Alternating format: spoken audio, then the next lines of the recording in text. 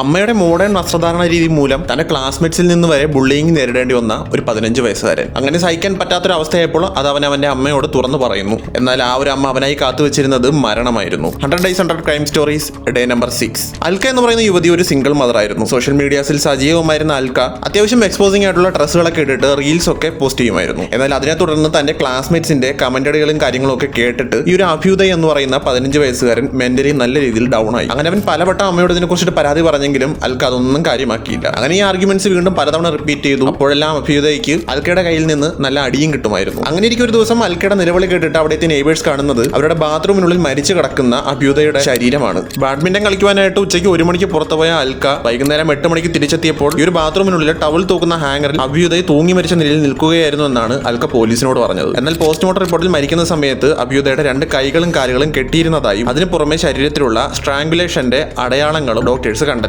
അതിനു പുറമെ അൽക്ക പുറത്തുപോയി എന്ന് പറയുന്ന ഈ 1 മണിക്ക് തന്നെ അഭ്യുദയ് ഓൾറെഡി മരിച്ചിരുന്നുവെന്നും ആ ഒരു പോസ്റ്റ്മോർട്ടം റിപ്പോർട്ടിൽ ഡോക്ടേഴ്സ് വെളിപ്പെടുത്തിയിരുന്നു. അൽക്ക ഇപ്പോഴും കുറ്റം സമ്മതിച്ചിട്ടില്ല. ഇപ്പോഴും ആ ഒരു കേസ് നടന്നുകൊണ്ടിരിക്കുകയാണ്. എങ്കിലും പോലീസുകാർ ഇതുവരെയും ഹാജരാക്കിയ തെളിവുകളെല്ലാം വെച്ച് നോക്കുകയാണെങ്കിൽ അൽക്ക തന്നെയാണ് ഇതിന്റെ പിന്നിലെ പ്രതിയായിട്ട് കണക്കാക്കുന്നത്. ഈ ഒരു കാര്യത്തിലുള്ള നിങ്ങളുടെ അഭിപ്രായം എന്താണെന്ന് കമന്റ് ചെയ്യാനായിട്ട് മറക്കരുത്. Subscribe for more videos.